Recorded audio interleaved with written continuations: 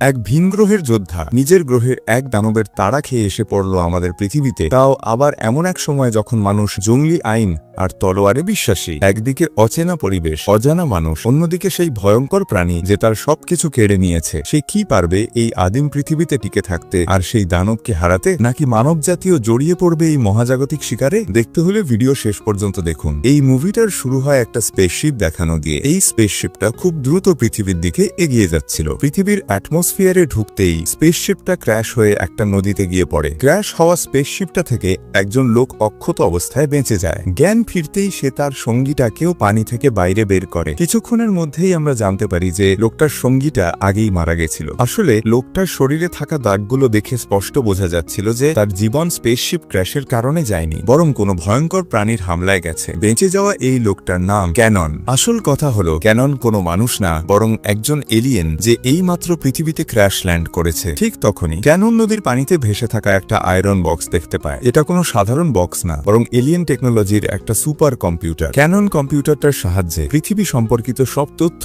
নিজের মস্তিষ্কে ইনস্টল করে নেয়। এত সব ডিটেলস এর পাশাপাশি সুপার কম্পিউটারটা ক্যাননের মস্তিষ্কে পৃথিবীতে ব্যবহৃত সব ভাষাগুলো ইনস্টল করে দেয়। ক্র্যাশ ল্যান্ডিং এর কারণে ক্যানন এই মাত্র পৃথিবীতে এসেছে, তাই সে চাইলেও কাউকে বিশ্বাস করতে পারছিল না। এই জন্য ক্যানন তার হাইটেক গানটা নিয়ে জঙ্গলের দিকে চলে যায়, যেখানে হাঁটতে হাঁটতে সে একটা গ্রামের কাছে পৌঁছায় যেটা পুরোপুরি ধ্বংস হয়ে গেছিল। কিছুক্ষণের মধ্যেই তার চোখ একটা দরজার ওপর পড়ে, যার ওপর ভয়ঙ্কর নখের দাগ আঁকা ছিল। এই কাঠের দরজাটা দেখে ক্যানন বুঝতে পারে যে এটা পৃথিবীর কোনো প্রাণীর কাজ না, বরং ওর জগৎ থেকে আসা কোনো প্রাণীর কাজ। কারণ ক্যানন জানে এমন ভয়ঙ্কর প্রাণী শুধু ওর জগতেই পাওয়া যায়। এই সব দেখে ক্যানন জঙ্গলের ভেতরে এগিয়ে যায়। ঠিক তখনই হঠাৎ একজন ঘোড়সওয়ার পিছন থেকে এসে ওর ওপর হামলা করে, যার ফলে ওর হাইটেক গানটা পাশের নদীতে গিয়ে পড়ে। এদিকে এই হামলায় ক্যাননও অজ্ঞান হয়ে যায়। ক্যাননের ওপর হামলা করা এই ঘোড়সওয়ারের নাম ভুলফ্রিক, যে অন্য একটা গ্রামের যোদ্ধা। আসলে এটা সেই সময়ের কথা যখন একজন রাজা নিজের প্রয়োজন মেটানোর জন্য অন্য রাজ্যগুলোর ওপর হামলা করত।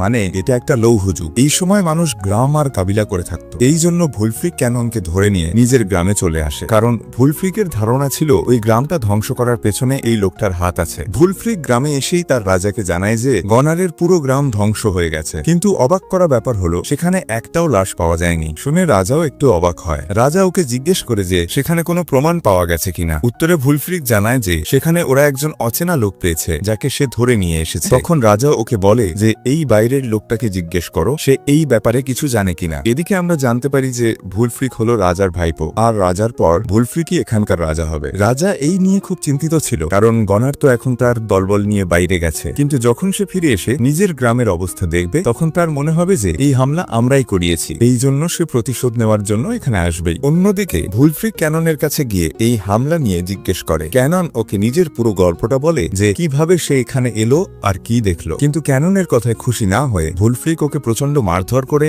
আর আহত অবস্থায় একটা ঘরের এক কোণে ফেলে রেখে চলে যায়। এর কিছুক্ষণ পর ভুলফ্রিকের কথা শুনে ফ্রেয়া এসে ক্যাননের জখমে মলম লাগায়। ঠিক তখনই ফ্রেয়া খেয়াল করে যে ক্যানন ওর দড়ি কেটে ফেলেছে। এটা দেখেই ফ্রেয়া বাইরে দাঁড়িয়ে থাকা গার্ডদের আওয়াজ দেয়, কিন্তু গার্ডরা কিছু করার আগেই ক্যানন ওর ওপর হামলা করে ওখান থেকে পালিয়ে যায়। এরপর আমরা রাতের দৃশ্যটা দেখি, যেখানে একজন গার্ড পাহারা দিচ্ছিল। ঠিক তখনই একটা তীব্র আলো এসে ওকে নিজের সাথে টেনে নিয়ে মেরে ফেলে। এই সব দেখে সেখানে থাকা অন্য পাহারাদারটা বাকি গ্রামবাসীদের সতর্ক করে দেয়। কিছুক্ষণের মধ্যেই বাকি সৈন্যরা জড়ো হতে শুরু করে, কারণ ওদের মনে হয় যে গনার ওদের ওপর হামলা করেছে। কিন্তু আসলে তা ছিল না। সবাই জড়ো হতেই একটা অদ্ভুত প্রাণী ওদের ওপর হামলা করা শুরু করে দেয় আর একে একে সব সৈন্যদের মারতে শুরু করে। কিছুক্ষণের মধ্যেই ক্যাননের চোখ ওই প্রাণীটার ওপর পড়ে, যেটা দেখে ও বুঝতে পারে যে এটা ওর জগৎ থেকে আসা প্রাণী। ক্যানন জোরে মুরভ্যান বলে চিৎকার করে। এই বলে ও ওই প্রাণীটাকে থামানোর চেষ্টা করে, কিন্তু প্রাণীটা ওখান থেকে পালিয়ে যায়। ক্যানন ওকে তাড়া করার অনেক চেষ্টা করে, কিন্তু ততক্ষণে ভুলফ্রিক আর ওর লোক এসে ওকে ধরে ফেলে। কিছুক্ষণের মধ্যেই রাজা আর ভুলফ্রিক এই নিয়ে কথা বলছিল যে আসল কথা হলো এর পেছনে কে আছে। ঠিক তখনই সেখানে থাকা একজন পুরোহিত বলে যে এটা সব লুসিফারের কাজ, কিন্তু কেউ এই কথায় পাত্তা দেয় না। এর কিছুক্ষণ পর ক্যাননকে সভায় ডাকা হয়, যেখানে রাজা ওকে জিজ্ঞেস করে যে তুমি এই ব্যাপারে কিছু জানো কিনা। ক্যানন ওদের জানায় যে আমরা একে মুর ভ্যান বলে ডাকি, আর এটা আমাদের স্পেসশিপে লুকিয়ে এখানে এসেছে। পথে এটা আমাদের ওপর হামলা করেছিল, যার কারণে আমার একজন সঙ্গীও মারা যায়, আর এই জন্যই আমি এখানে পৃথিবীতে এসে পড়ি। তবে সেখানে থাকা সব লোকের কাছে ওর কথাগুলো মিথ্যা মনে হচ্ছিল। এটা দেখে ক্যানন ওদের বলে যে যদি তোমাদের আমার কথায় বিশ্বাস না হয় তাহলে ওকে মারার সময় আমাকে সাথে নিয়ে যেও। এর পরের দিন সকালে রাজা ক্যাননকে সাথে সাথে নিয়ে লোকজনদের নিয়ে জঙ্গলের দিকে রওনা হয়। কিছুক্ষণের মধ্যেই জঙ্গলে পৌঁছে সবাই আলাদা আলাদা টিম হয়ে ওই প্রাণীটাকে খোঁজা শুরু করে দেয়। ঠিক তখনই হঠাৎ একজন সৈন্যের চিৎকার শোনা যায়, যেটা শুনে সবাই ওইদিকে দৌড়ানো শুরু করে দেয়। সেখানে পৌঁছে রাজা দেখে যে একটা বিশাল ভাল্লুক ওর সৈন্যটাকে মেরে ফেলেছে। ভাল্লুকটা রাজার উপর হামলা করে ওকে মারতে যাচ্ছিল। ঠিক তখনই ক্যানন মাঝখানে এসে ভাল্লুকটার পেটে তলোয়ার ঢুকিয়ে দেয়, ফলে ভাল্লুকটা মারা যায়। এটা দেখে রাজা আর ওর লোকজন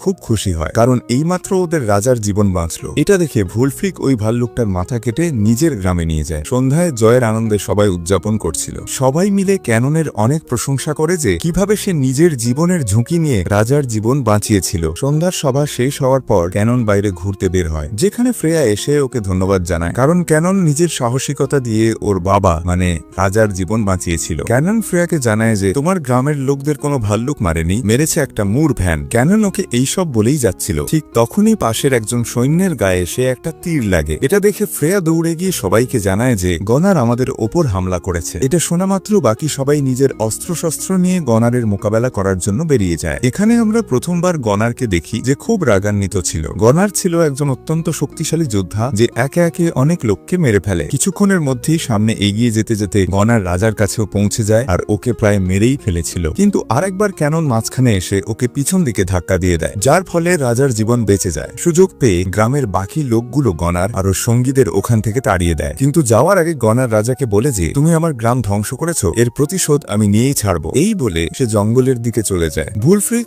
আর ওর সঙ্গীরা একটা উঁচু দেওয়াল থেকে এইসব দেখছিল। অন্যদিকে জঙ্গলে মুর ভ্যান গনারের একজন সঙ্গীর ওপর হামলা করে। প্রথমে তো গনার ওর সাথে লড়াই করার জন্য এগিয়ে যায়, কিন্তু এত ভয়ঙ্কর প্রাণীটাকে সামনে দেখে ও বুঝতে পারে যে এটা ওর সাধ্যের বাইরে। এই জন্য গনার আর ওর সঙ্গীরা আবার ভুলফ্রিকের গ্রামের দিকে দৌড়ানো শুরু করে। গনারকে ফিরে আসতে দেখে ভুলফ্রিক নিজের সৈন্যদের ওদের ওপর তীর মেরে হামলা করতে বলে, যার কারণে গনারের অনেক সঙ্গী মারা যায়। কিন্তু জঙ্গল থেকে আসা লাল আলোটা ক্যানন দেখে ফেলে। এটা দেখে ও বুঝতে পারে যে এটা মুর ভ্যানের কাজ। এই জন্য ক্যানন তাড়াতাড়ি নিচে যায় আর গনারের জন্য দরজা খুলে দেয়। একই সাথে সে বাকি সৈন্যদের গনারকে মারতে বারণ করে। ঠিক তখনই একজন ভীতু লোক সবাইকে বলে যে জঙ্গলে কেউ একজন আছে যে খুবই ভয়ঙ্কর। এটা শুনে সবাই জঙ্গলের দিকে তাকিয়ে থাকে। ঠিক তখনই ওরা দেখে যে মুর ভ্যান এসে গনারের একজন সঙ্গীর লাশ নিজের সাথে নিয়ে যাচ্ছে। এটা দেখে সবাই খুব ভয় পেয়ে যায়। এবার সবাই বুঝতে পারে যে ওদের গ্রামের ওপর কোনো ভাল্লুক হামলা করেনি, হামলা করেছে একটা মুর ভ্যান। মুর ভ্যানকে দেখে গনারও বুঝতে পারে যে ওর গ্রামের এমন অবস্থা এখানকার রাজা করেনি, করেছে মুর ভ্যান। এই জন্য সেও ওদের সাহায্য করার জন্য রাজি হয়ে যায়। ঠিক তখনই ভুলফ্রিক সবাইকে বলে যে আমাদের আর অপেক্ষা করা উচিত না, বরং যত তাড়াতাড়ি সম্ভব এই প্রাণীটাকে মেরে ফেলা উচিত। এই শুনে ক্যানন ওদের জানায় যে মুর ভ্যান খুবই চালাক প্রাণী, ওকে মারা এত সহজ না, ওকে মারার জন্য আমাদের একটা ফাঁদ পাকতে হবে। কিন্তু ভুলফ্রিক ওর কথায় রাজি হয় না, কারণ ওর বিশ্বাস ছিল যে আমাদের সামনে থেকে হামলা করে ওকে মেরে ফেলা উচিত। তবে ঠিক তখনই রাজা ক্যাননের প্ল্যান অনুযায়ী এগিয়ে যাওয়ার জন্য তৈরি হতে বলে। এই জন্য ক্যানন পরের দিন একটা বড়সড় গর্ত খুঁড়ে সেটার ভেতর তেল ভরে দেয়। আসলে ক্যাননের প্ল্যান ছিল যে সে যেভাবেই হোক মুর ভ্যানকে এনে এই তেলের ভেতর ফেলে দেবে আর সেটার ওপর আগুন লাগিয়ে ওকে পুড়িয়ে দেবে। এর মাঝে রাজা ওর সাথে কিছু কথা বলে আর সেখান থেকে চলে যায়। এরপর আমাদের রাতের দৃশ্যটা দেখানো হয়, যেখানে ফ্রেয়া ক্যাননের জন্য খাবার নিয়ে আসে। খাবার খাওয়ার সময় ফ্রেয়া ওকে জিজ্ঞেস করে যে আমার ফাদার তোমাকে কি বলেছিলেন? উত্তরে ক্যানন ওকে জানায় যে উনি আমাকে এখানে থাকার প্রস্তাব দিয়েছেন। শুনে ফ্রেয়া বলে যে এটা তো খুব ভালো খবর, কিন্তু ক্যানন ওকে বলে যে তোমরা এখনো আমার ব্যাপারে জানোই বা কি? এটা শুনে ফ্রেয়া ওর ব্যাপারে জিজ্ঞেস করে। উত্তরে ক্যানন ওকে জানায় যে আমি স্পেস থেকে পৃথিবীতে এসেছি, আমাদের লোকেরাও তোমাদের মতোই ছিল, কিন্তু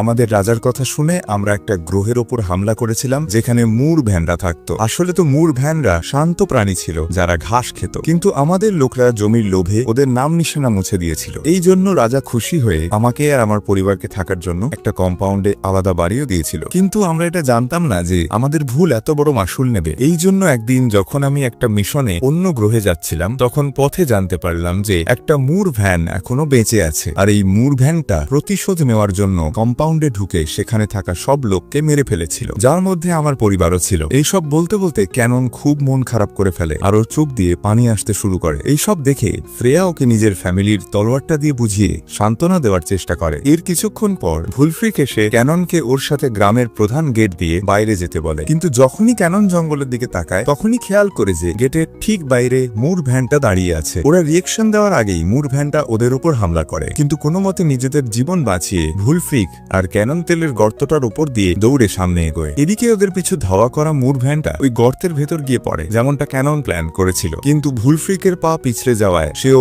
মুর ভ্যানের সাথে ওই তেলের ভেতর পড়ে যায়। কিন্তু ক্যানন নিজের জীবনের ঝুঁকি নিয়ে ওকে তেল থেকে বাইরে বের করে আনে। এটা করা মাত্র বাকি লোকগুলো ওই তেলে আগুন লাগিয়ে দেয়। মুর ভ্যানটা মরে যাচ্ছে দেখে গ্রামের বাকি সব লোক খুশি হয়ে যায়। ঠিক তখনই একটা ছোট্ট বাচ্চা পাশে একটা ছোট মুর ভ্যানকে দেখতে পায়। এটা দেখে ফ্রেয়া নিজের তলোয়ার নিয়ে সেটার দিকে এগিয়ে যেতে শুরু করে। এদিকে গ্রামের বাকি মহিলারাও নিজেদের জীবন বাঁচানোর জন্য ওখান থেকে দৌড়ানো শুরু করে। এই জন্য নিজের মেয়ের জীবন বাঁচানোর জন্য রাজাও এই ছোট মুর ভ্যানটার দিকে এগিয়ে যেতে শুরু করে। রাজাকে নিজের দিকে আসতে দেখে ছোট মুর ভ্যানটা ওদের ওপর হামলা করে। অন্যদিকে বড় মুর ভ্যানটার ওপর আগুনের কোনো অসর হচ্ছিল না। কিছুক্ষণের মধ্যেই ওই মুর ভ্যানটা গর্ত থেকে বাইরে বেরিয়ে আসে আর বাকি লোকদের ওপর হামলা করে। কিন্তু ভুলফ্রিক, ক্যানন আর গনার অনেক সাহসের সাথে ওর মোকাবেলা করে, যার কারণে মুর ভ্যানটাকে না চাইতে ওখান থেকে পালাতে হয়। কিন্তু যাওয়ার আগে সেটা গনারের মাথা দেহ থেকে আলাদা করে দেয়। ক্যানন স্বস্তির নিঃশ্বাস ফেলছিল। ঠিক তখনই একটা বাচ্চা এসে ওকে জানায় যে মহলে আরো একটা মুর ভ্যান আছে। এটা শোনা মাত্র ক্যানন ওইদিকে দৌড়ানো শুরু করে। মহলে পৌঁছে ও ফ্রেয়ার হাতে রাজার লাশ দেখতে পায় আর বুঝতে পারে যে রাজা ওই অন্য মুর ভ্যানটার হাতেই মারা গেছে। এর পরের দিন সকালে মুর ভ্যানের ভয়ে গ্রামের লোকজন গ্রাম ছেড়ে যেতে শুরু করে, কিন্তু কয়েকজন লোক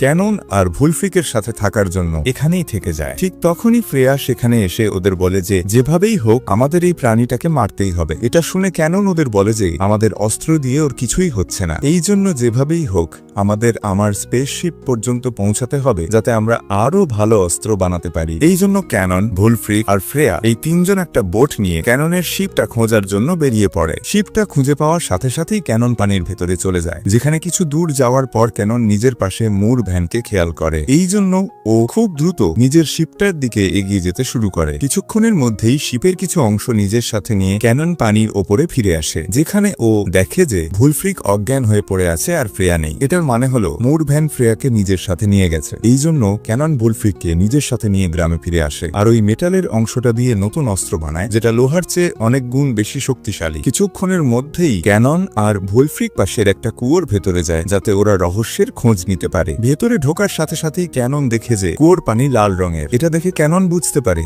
যে হয়তো ছোট মুর ভ্যানটা এই পথ দিয়েই গ্রামে এসেছিল। কিছুক্ষণের মধ্যেই বাকি লোকগুলো নিচে চলে আসে। পানির রাস্তা দিয়ে ওরা সামনে এগোয়। সামনে যেতে যেতে সবাই একটা গুহার কাছে গিয়ে পৌঁছায়। এই গুহার ভেতর ফ্রেয়াও ছিল, যার চারপাশে শুধু লাশ আর লাশ পড়েছিল। আসলে বড় মুর ভ্যানটা লোক জড়ো করে নিজের সংখ্যা বাড়ানোর চেষ্টা করছিল, যেটাতে ও অনেকটাই সফলও হয়েছিল। আর এই জন্যই মুর ভ্যান ফ্রেয়াকে তুলে নিয়ে এসেছিল। সবাই সামনে এগিয়েই যাচ্ছিল। ঠিক তখনই একটা ছোট মুর ভ্যান ওদের ওপর হামলা করে, যেখানে অনেক লোক মারা যায়। কিন্তু তাড়াতাড়ি ক্যানন ওকে নিজের তলোয়ার দিয়ে মেরে ফেলে। সবাই স্বস্তির নিঃশ্বাস ফেলেছিল। ঠিক তখনই আরো একটা ছোট মুর ভ্যান ফ্রেয়ার সামনে এসে দাঁড়ায়। এটা দেখে ভয় ফ্রেয়া জোরে চিৎকার করতে শুরু করে। ওর চিৎকার শোনা মাত্র ক্যানন আর ভুলফ্রিক দুজনেই ওর দিকে দৌড়ে আসে। মুর ভ্যানটা ফ্রেয়াকে শিকার করার আগেই ক্যানন নিজের তলোয়ার ফ্রেয়ার দিকে ছুঁড়ে দেয় আর ফ্রেয়া সুযোগ বুঝে ওই মুর ভ্যানটাকে মেরে ফেলে। কিছুক্ষণের মধ্যেই সবাই এখান থেকে বাইরে বের হতে শুরু করে, কিন্তু ততক্ষণে ওই বিশালদেহী মুর ভ্যানটা সেখানে পৌঁছে যায়, যে ভুলফ্রিকের উপর হামলা করে ওকে নিজের সাথে গুহার ভেতরে নিয়ে যায়। এই সব দেখে ক্যানন ওর পিছনে যায়, যেখানে ওই ভয়ঙ্কর মুর ভ্যানটা আরেকবার ওর উপর হামলা করে। দুজনের মধ্যে খুব ভয়ঙ্কর লড়াই হয়। দুজনেই একে অন্যকে মারার আপ্রাণ চেষ্টা করে। লড়তে লড়তে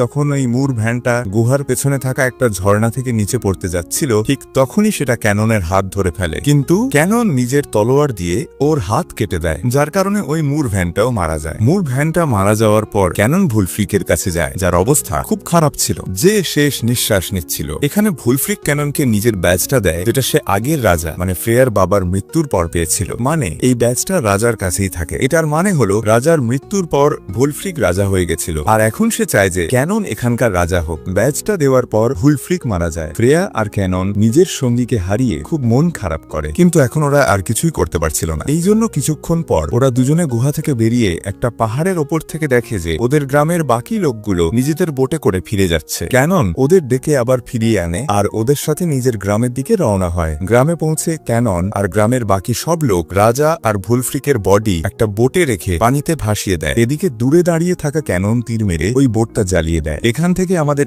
এই মুভিটার লাস্ট সিন দেখানো হয়, যেখানে ক্যানন নদীতে ফিরে গিয়ে নিজের স্পেসশিপ থেকে একটা ট্র্যাকিং ডিভাইস বের করে আনে। কিছুক্ষণের মধ্যেই ক্যানন নিজের ট্র্যাকিং ডিভাইসটা অ্যাক্টিভেট করে নিজের লোকেশন নিজের লোকেদের কাছে পাঠিয়ে দেয়। ওর লোকেশন পাওয়ার সাথে সাথে আকাশে একটা বিশাল বড় স্পেসশিপ দেখা যায়। কিন্তু ঠিক তখনই ক্যাননের মনে হয় যে মুর ভ্যানের প্ল্যানেটের মতো ওর লোকেরাও এই প্ল্যানেটটা দখল করে না ফেলে। এই জন্য ক্যানন নিজের ট্র্যাকিং ট্র্যাকিং ডিভাইসটা ভেঙে দেয় আর এখানেই পৃথিবীতে থাকার সিদ্ধান্ত নেয়। এর সাথেই আমাদের আজকের গল্প এখানেই শেষ হচ্ছে। তো বন্ধুরা, আশা করি আউটল্যান্ডারের গল্পটা আপনাদের ভালো লেগেছে। বাকি আপাতত আজকের এই ভিডিওতে এইটুকুই, কিন্তু আমরা আবার অবশ্যই দেখা করব আরো একটা নতুন ইন্টারেস্টিং গল্প নিয়ে।